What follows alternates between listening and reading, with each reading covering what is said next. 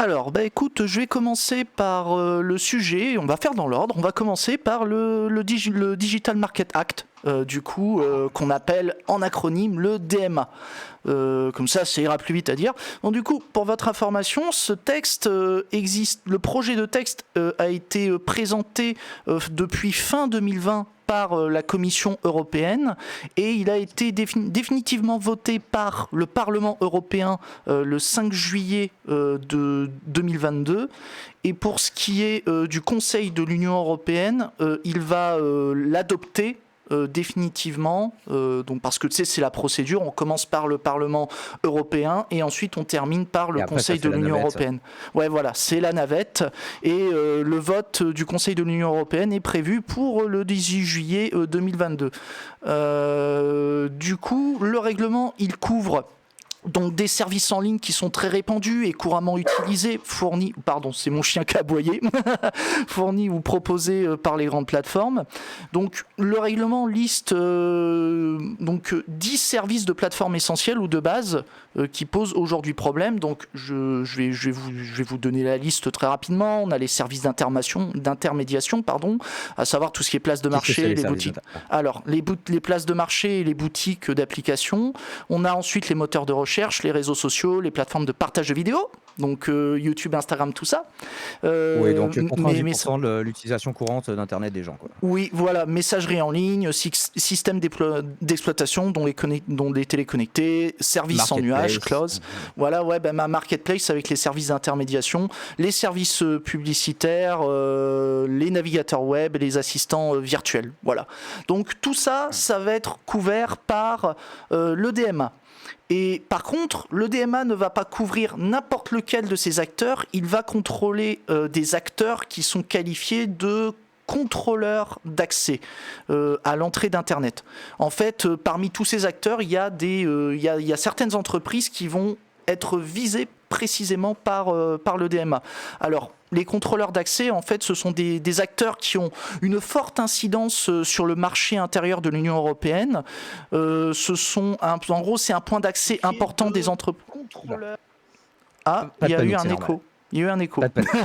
Écho.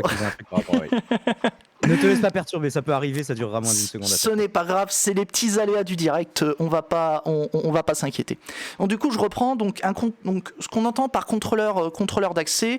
Donc ce sont des acteurs qui ont une forte incidence sur le marché intérieur de l'Union européenne et en gros ce sont des entreprises qui constituent un point d'accès important pour d'autres entreprises utilisatrices, que ce soit pour toucher de la clientèle ou que ce soit pour occuper une position solide et durable. En gros, le cliché, l'archétype du contrôleur d'accès, c'est par exemple Amazon, Facebook. En gros, on peut y intégrer les GAFAM.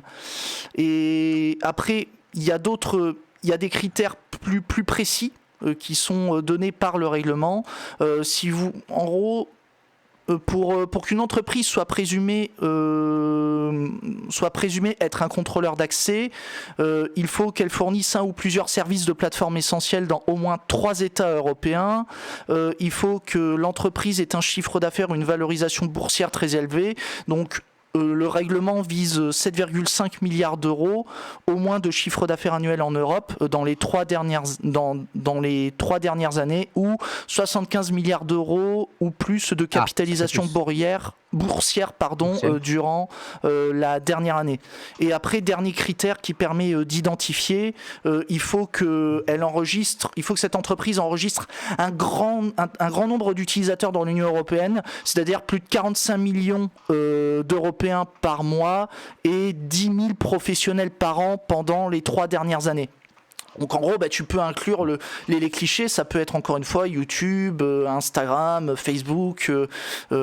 C'est pour ça que cet acte il est important, c'est parce qu'il touche vraiment les GAFAM sur le territoire de l'Union européenne.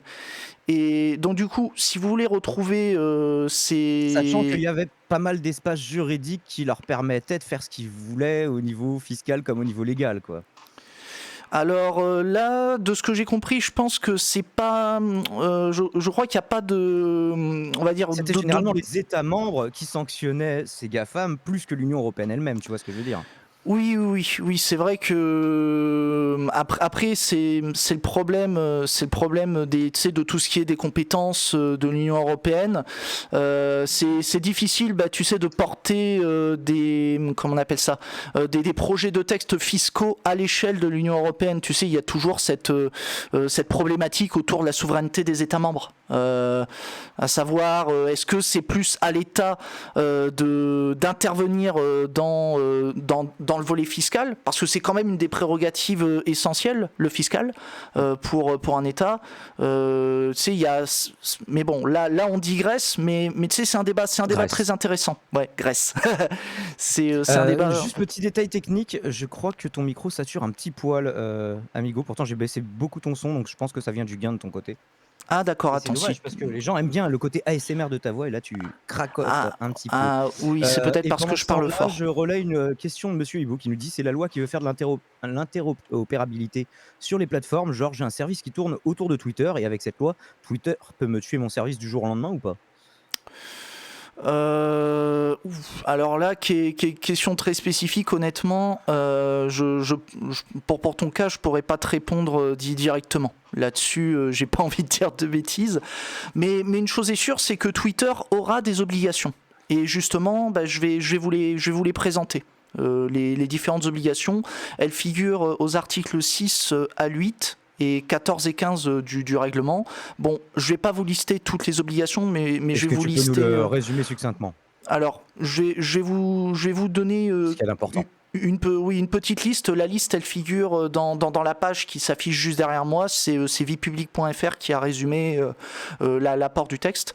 Donc du coup, donc les contrôleurs d'accès, donc les entreprises qui sont concernées par le DMA, elles devront rendre facile le désabonnement ainsi que l'abonnement à un service de plateforme essentiel, permettre de désinstaller facilement sur son téléphone, son ordinateur ou sa tablette des applications préinstallées, rendre interopérables les fonctionnalités de base de leur messagerie instantanée, WhatsApp, Facebook Messenger, etc., avec leurs concurrents plus modestes, autoriser les vendeurs à promouvoir leurs offres et à conclure des contrats avec leurs clients en dehors des plateformes, donner aux vendeurs l'accès à leurs données de performance marketing ou publicitaire sur leur plateforme, et informer la Commission européenne des acquisitions et fusions qu'ils réalisent. Donc il y a dans les quelques obligations, tu vois qu'il y a certaines obligations de transparence financière, tu vois.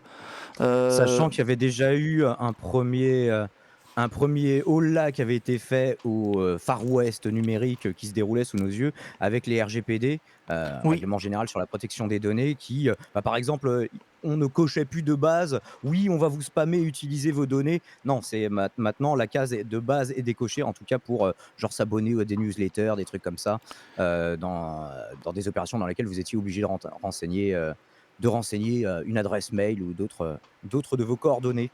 Donc bon, bah, ça va dans le bon sens, mais un peu trop lentement par rapport au développement de la technologie, à l'inventivité de ces sociétés pour nous pourrir toujours plus la vie.